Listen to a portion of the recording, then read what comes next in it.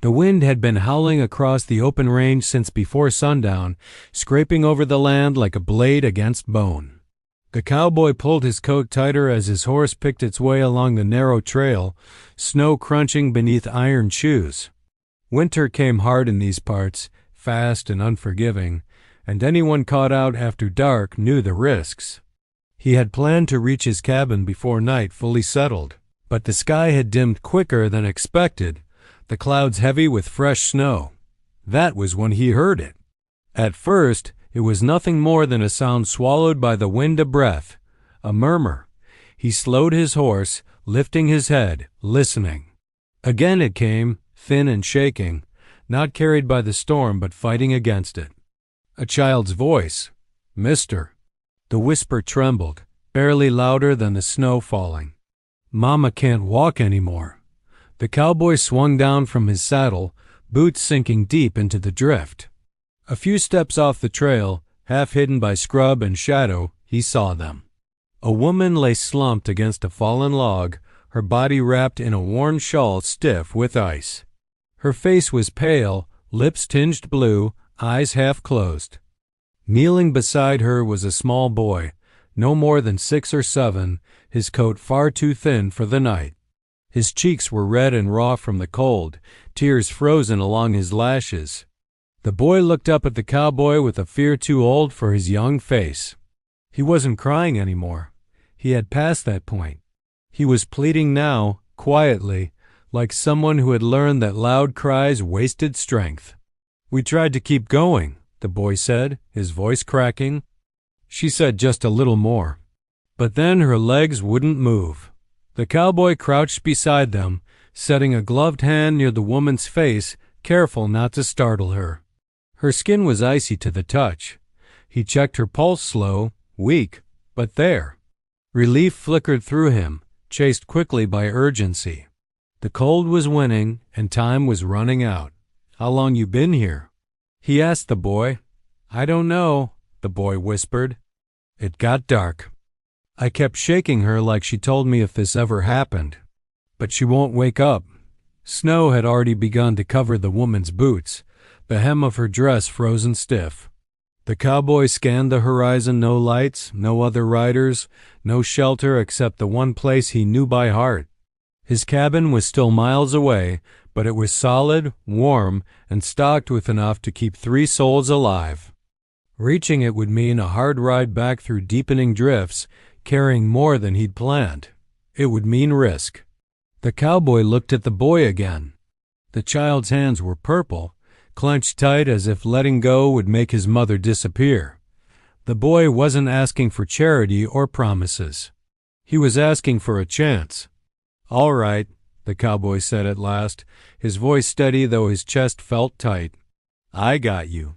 He shrugged off his coat and wrapped it around the woman, then lifted her carefully, bracing her against his chest. She weighed less than she should have, too light, like someone already halfway gone. The boy clutched his leg as he stood, pressing close for warmth. As the cowboy turned back toward the trail, the wind rose again, fierce and biting. Snow swirled around them, erasing their tracks almost as soon as they were made.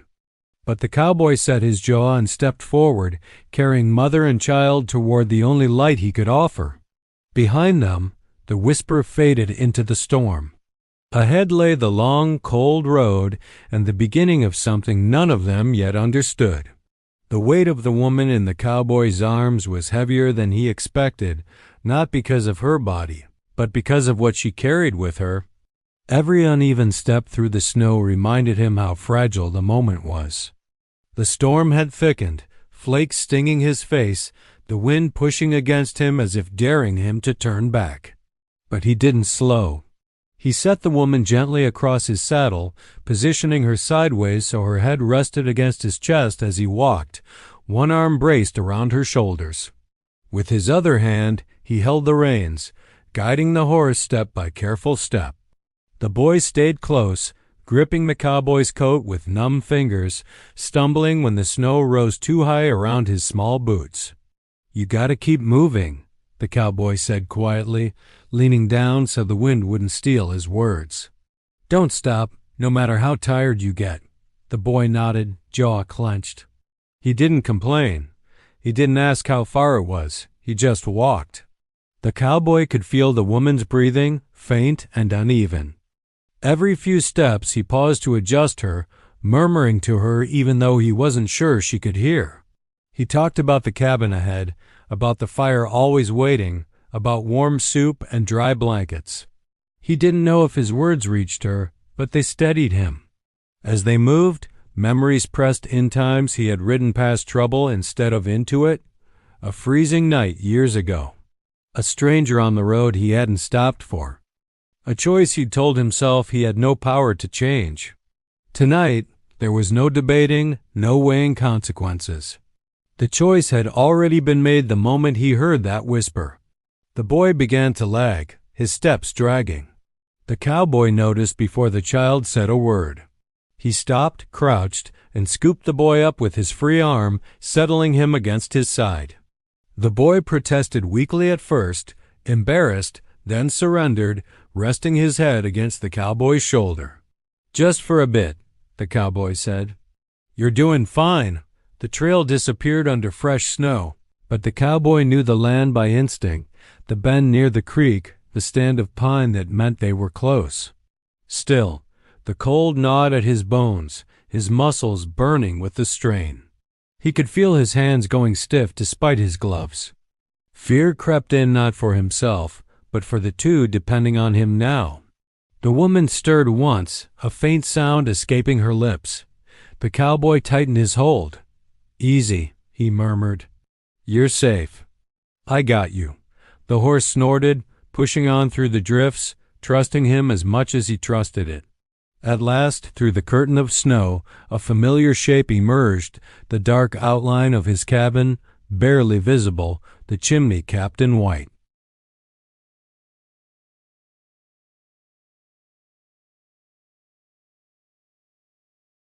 The fire crackled low and the cowboy knelt by the hearth, coaxing the flames higher with dry kindling. Orange light spilled across the small cabin, chasing shadows into the corners. The storm outside slammed against the walls, but in here, the worst of it was held at bay by thick logs and stubborn warmth. He rubbed his hands together once, then turned his focus back to the woman lying on the blanket near the fire. Her breathing was still shallow, her skin pale beneath a dusting of melted snow. He knew better than to bring her too close to the heat shock could kill as surely as the cold. Instead, he stripped off her frozen shawl and boots, setting them aside, and wrapped her in dry wool. His movements were careful, respectful, practiced from years of surviving alone. He poured warm water into a tin cup, dipping a cloth to press gently against her hands and cheeks, slow and steady. The boy hovered nearby, hugging his arms to his chest, eyes darting between his mother and the stranger's face. The cowboy noticed the way the child flinched at sudden sounds, how he tried to stay small. He reached into a cupboard and pulled out a thick sweater, holding it out. "Put this on," he said. "You'll warm up quicker." The boy hesitated, then obeyed, the sweater swallowing him whole. He sank down beside his mother, leaning close but not touching, as if afraid he might break her. The cowboy set a pot on the stove, filling it with water and a pinch of dried herbs. Soon, the cabin filled with the scent of something comforting and old. "She likes it with honey," the boy said suddenly, barely above a whisper. "When she's sick." The cowboy paused, then nodded. "Good to know." He added a spoonful from a small jar, stirring slowly. The boy watched every move, as though committing it to memory. When the woman stirred again, her eyes fluttered open just long enough to see the firelight and the rough timber ceiling. Confusion crossed her face, followed by fear. The cowboy knelt into her line of sight. "Easy now," he said gently. "You're safe. You're inside." Storm's outside. Her gaze shifted to her son. Relief softened her expression, and she let out a faint breath before slipping back into sleep. The cowboy felt something loosen in his chest that he hadn't realized was tight. He carried the warm broth over and set it aside to cool. Then he found bread, tearing it into small pieces and placing them on a plate. He slid it toward the boy. "You should eat," he said. "Keeps the fire going inside you." The boy picked up a piece with trembling fingers, chewing slowly. Color began to creep back into his cheeks. Between bites, he glanced around the cabin, at the rough table, the saddle hanging on the wall, the single bed tucked against the far side. "Do you live here all by yourself?" he asked. The cowboy nodded. "Just me and the horse." The boy considered this. "It's not lonely?" The question struck deeper than expected. The cowboy busied himself with the stove. "You get used to it," he said after a moment. Outside, the wind wailed, but the cabin stood firm. Inside, the fire burned brighter, the woman breathing steadier, the boy warmer with each passing minute. The cowboy sat back in his chair, keeping watch, listening to the small sounds of life, returning crackling wood, quiet chewing, a soft, steady breath. The light from the cabin window spilled into the storm, a small beacon against the dark. And though none of them said it aloud, they all felt it. This place, this moment, was more than shelter. It was the first fragile promise of safety. Morning came slowly, pale light slipping through the frost-edged window. The storm had spent itself sometime in the night, leaving the world outside hushed and white. The cowboy was awake before the sun, seated at the small table with a cup of coffee gone cold in his hands. He hadn't slept much. Every shift in the woman's breathing, every small sound from the boy, had kept him alert. When the woman finally stirred, it was different this time. Her eyes opened fully, clear despite the exhaustion etched into her face. She tried to sit up and winced, a soft gasp escaping her. "Easy," the cowboy said, rising at once. "You're safe. Don't rush it." She looked around, taking in the cabin, the fire still glowing low, her son asleep on a blanket nearby. Panic flashed across her features until she saw the boy's chest rising and falling. Tears welled, and she turned her face away, ashamed of them. "You carried us," she said hoarsely, remembering now. "Out of the storm," he nodded once. "Did what anyone should." She almost laughed at that, a quiet, broken sound. "Not everyone does." He brought her water, helping her sip. Color had returned to her cheeks, but her hands shook. After a moment, she spoke again, her voice steadier now, as if she'd decided the truth was lighter once shared. "We were headed east," she said. "There was supposed to be work. A place that took in women with children. But the money ran out before we got there." She closed her eyes briefly. "My husband died last winter. Fever. Left us with debts that weren't his, but became ours all the same." The cowboy listened without interrupting. He knew the weight of silence, knew when it was better than questions. "People were kind at first," she continued. "Then winter came. Kindness gets scarce when food does." Her fingers tightened in the blanket. "I tried to be strong for him. I told him we'd be fine. Mothers are supposed to say that." She glanced toward her son, still sleeping, his face relaxed for the first time since they'd arrived. "When my legs gave out, all I could think was that I'd failed him."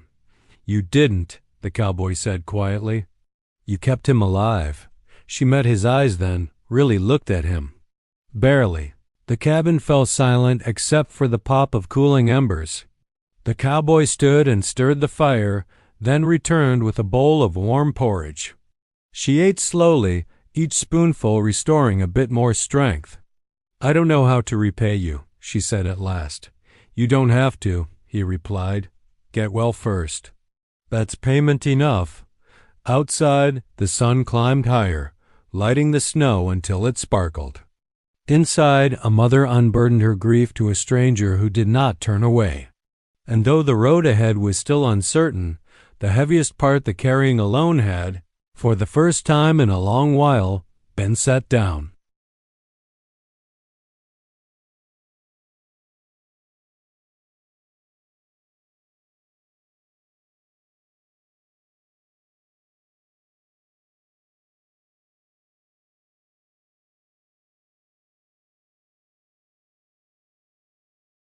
The days that followed settled into a quiet rhythm, measured not by miles or money, but by small improvements.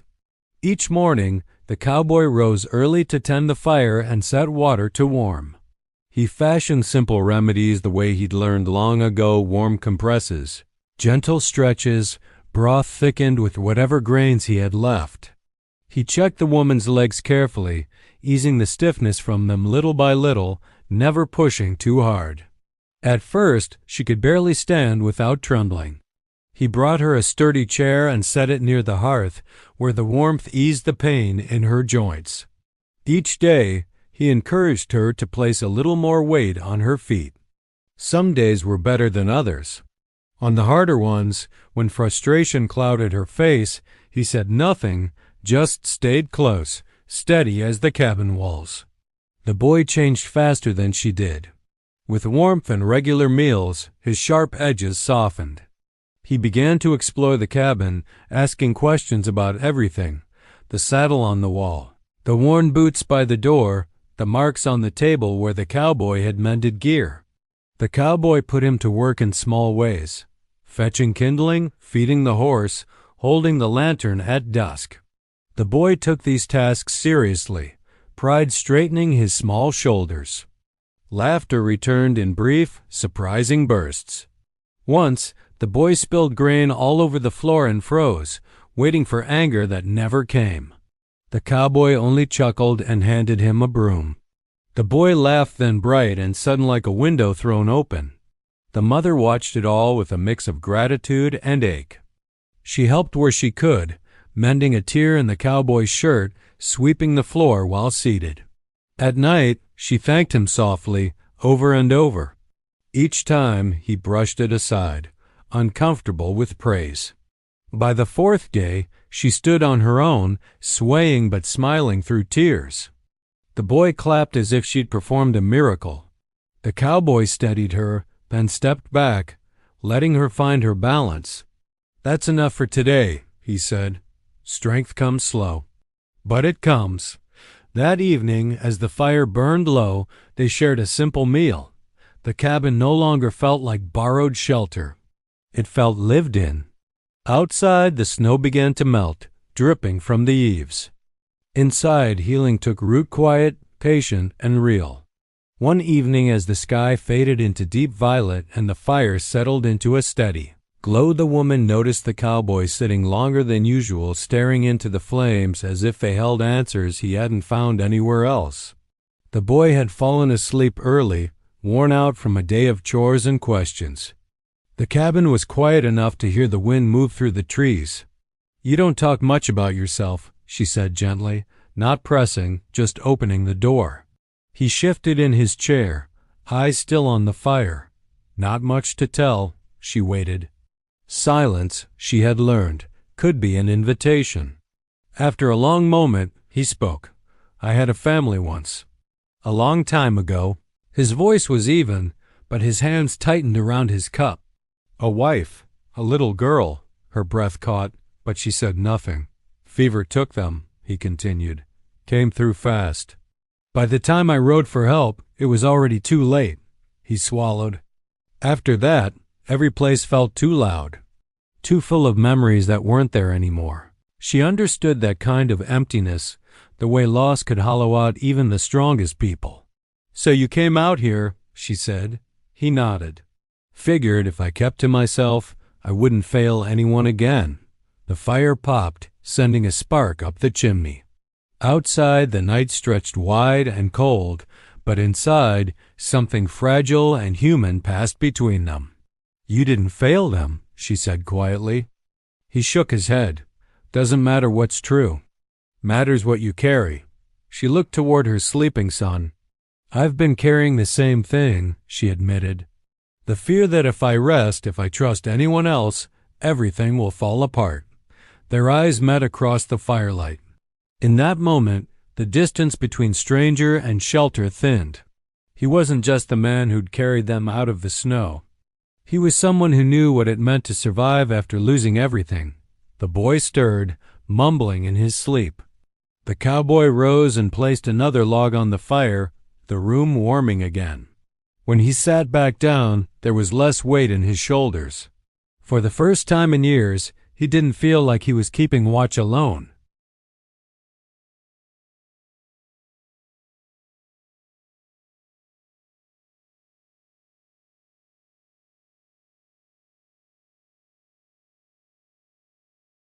The change came on a clear morning, too quiet to be trusted.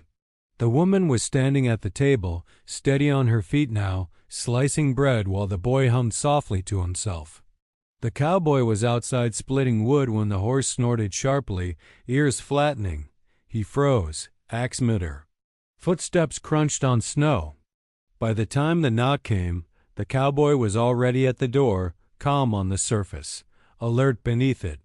Two men stood outside, hard-faced, travel-worn, their coats better fed than their manners. One of them smiled without warmth. "We're looking for a woman and a boy," the man said. "Pass through here?" The woman's hand tightened on the knife inside. She knew that voice, knew the shape of that smile. Her past had found her. The cowboy didn't turn his head. "Just me out here," he said evenly. The man leaned closer, peering past him. "Funny, we've been tracking them for days. Folks like to skip out on what they owe." Inside, the boy went silent.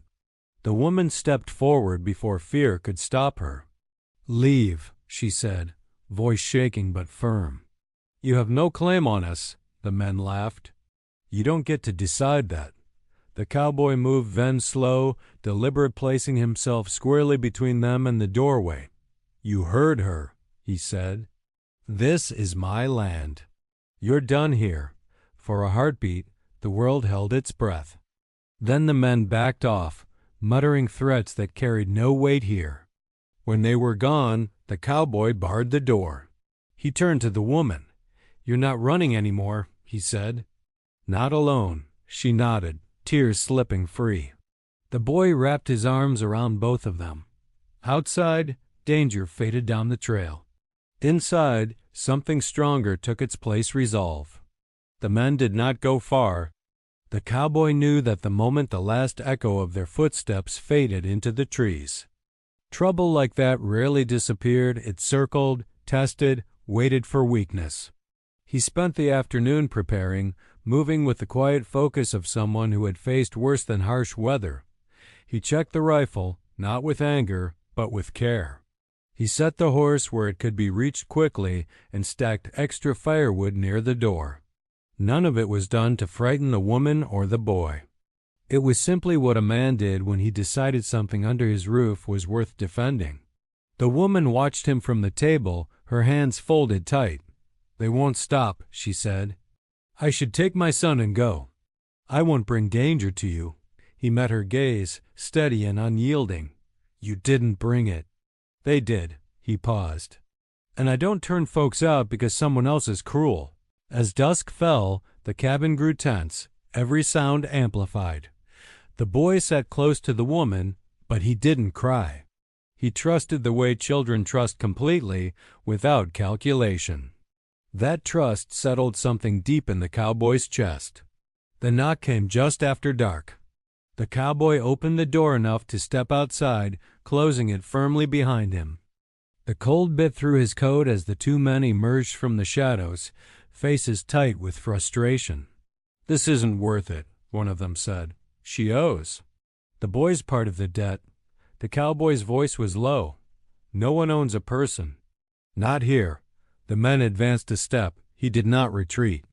Wordless tension stretched between them until at last one man spat in the snow. "This isn't over." "It is," the cowboy said. "For you." They left this time faster, wary now. Inside, the woman exhaled a breath she'd been holding for years. The cowboy returned, setting the bar in place once more. "That's done," he said. She looked at him, eyes shining. "Why?" she asked. "Why risk this?" He glanced toward the boy, already drifting to sleep by the fire. "Because some things are worth standing for." And for the first time, the cabin felt not just safe, but claimed.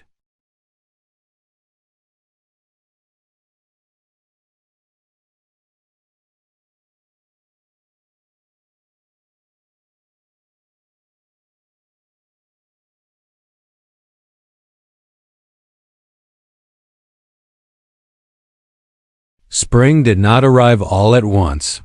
It crept in quietly, like hope does, softening the snow at the edges, loosening the ground inch by inch. Water dripped from the eaves, and the wind lost its bite. With each passing day, the world outside the cabin felt less like a place to escape and more like one to belong to. The woman walked farther now, first to the door, then to the fence, and eventually down to the creek. Her steps were careful but strong. Each morning she stretched and worked, determined not to fall back into helplessness. The cowboy never rushed her. He simply walked beside her, matching his pace to hers, letting her choose how far to go. The boy thrived. He claimed a corner of the cabin for his treasures: smooth stones, bits of twine, a feather he swore was lucky. He learned the land quickly, how to read the sky, how to listen for animals. The cowboy showed him how to saddle the horse, how to mend the strap, how to split wood without hurting himself. The boy soaked it all in, eager and proud. One afternoon, the woman planted a small patch of soil near the cabin, using seeds she'd carried all winter in a folded scrap of cloth. "Just in case," she said with a shy smile. The cowboy helped her turn the earth, and the boy pressed each seed in with solemn care. At night, they ate together, the table fuller now with plans as well as food. Laughter came easier. Silence, when it fell, was no longer heavy. One evening, the woman stood at the doorway, watching the sunset burn gold across the fields. "I don't feel like I'm running anymore," she said softly. The cowboy leaned against the frame beside her. "Then maybe you've arrived." The cabin, once a place of solitude, now held something living and growing. Roots were taking hold, not just in the soil, but in hearts that had finally found steady ground. Part 10. Coming home by the time summer stretched long and warm across the land, the cabin no longer felt like a stopping place. It felt like a beginning. The garden the woman had planted now pushed green shoots through the earth, stubborn and alive. The boy raced along the fence line with the dog that had wandered in one morning and never left, his laughter carrying on the breeze. The cowboy watched it all with quiet wonder. Somewhere along the way, the weight he'd carried for years had eased. He still rose early, still worked hard, but now there was purpose in it beyond survival. Each repaired fence, each meal shared, stitched him more firmly into the present. One evening, as the sun dipped low, the boy fell asleep at the table, head resting on his arms. The woman smiled and covered him with a blanket. She turned to the cowboy, emotion shining in her eyes. "You saved us," she said. He shook his head. "No, we saved each other." She nodded, understanding settling between them. The road that had brought her here had ended, but another stretched ahead, one built not on fear, but on choice. As night fell, the cabin glowed with lamplight, steady and warm. For the first time in years, the cowboy knew what it meant to come home not to a place, but to people. And this time, he wasn't alone. By early summer, the land around the cabin had changed, and so had the people living on it. The snow was gone completely now, replaced by tall grass that swayed in the warm wind. The small garden beside the cabin showed its first signs of success, green shoots pushing stubbornly through the soil. Each morning, the woman checked them as if greeting old friends, pride lighting her face. The boy no longer woke from bad dreams. He ran freely now, boots thudding across the porch, laughter ringing out where silence once lived. He called the horse his partner and followed the cowboy everywhere, eager to learn, eager to belong. The cowboy never told him to stop. Somewhere along the way, teaching the boy had begun to heal parts of himself he thought were beyond repair. One evening, as the sky turned amber and the day's work came to an end, the three of them sat outside the cabin steps. The boy leaned against the cowboy's side, half asleep, while the woman stitched a tear in a shirt that had become familiar to her hands. "We could leave," she said quietly, not as a threat, but as a truth. "We're strong enough now." The cowboy didn't answer right away. He watched the horizon, the land he had once chosen because it was empty. It wasn't empty anymore. You could, he said at last. But you don't have to. She met his eyes, emotion thick in her throat. All winter, she had been carried by strength, by kindness, by a man who asked for nothing in return. Now she was standing on her own, and for the first time, staying felt like a choice instead of a debt. I want to stay, she said.